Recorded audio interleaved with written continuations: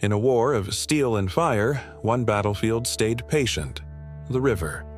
Tonight, a small team had to cross it, or the bridge would stand another day.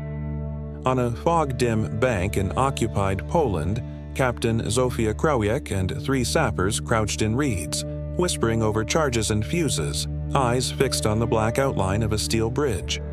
Near their boots, a ripple. A brown head surfaced, long whiskers, bright teeth, wet fur slicked to a flat tail. The crews along this river had seen him before.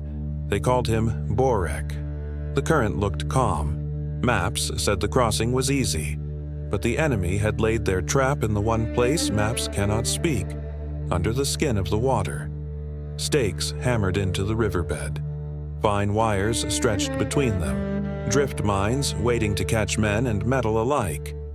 From the bank, it was only darkness and the soft hiss of water. Zofia signaled the entry. A sapper eased forward, a float tied to his charge. Then Borek slipped past his knee and vanished into the current. He felt what no human could: pressure and pull, the tiny tremor of wire singing in the flow. He dove, resurfaced at a line of hidden stakes, and bit a dry twig from the bank. He let it go. The twig spun and snagged. Wire. He tried again, a second twig. This one slid clean through a narrow, deep seam in the current. Borek turned downstream toward Zofia and slapped his tail. Once, twice, 3 times. A sharp, hollow drum across the water. Zofia watched the second twig drift unharmed. She trusted the river's reader more than the map. "Follow his line," she whispered. They entered where he pointed.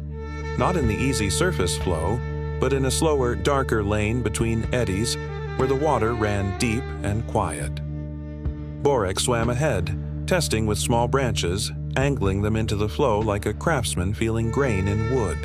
Past the wires, past the teeth of the trap, steel above, silent danger below.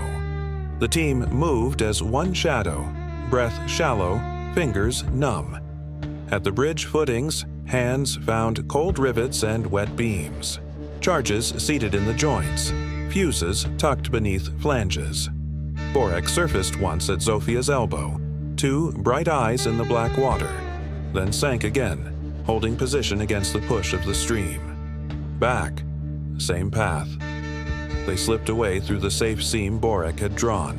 On the far bank, Zofia knelt, pulled the line, and looked to the river. For a heartbeat, nothing. Only fog, water, and the soft sound of reeds. Then the night buckled. A flat white flash under the bridge, a concussive breath rolling the mist. Rivets screamed, steel shuddered, a central span sagged and tore, crashing into the current like felled timber. Shouts on the far shore, running boots, useless lanterns, rifles looking for ghosts. Zofia exhaled. Out on the slick black water, a small head rose again.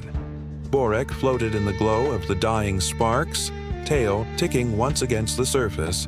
Then he turned for the quiet bank. By dawn, the river carried twisted steel and splinters to the sea. On a wet tree trunk near the crossing, someone carved 5 words into the bark. Borek, the beaver who read the river. The bridge did not fall to luck. It fell to a reader of currents, a small brown shape that steered human hands through a river wired to kill and turned iron certainty into driftwood.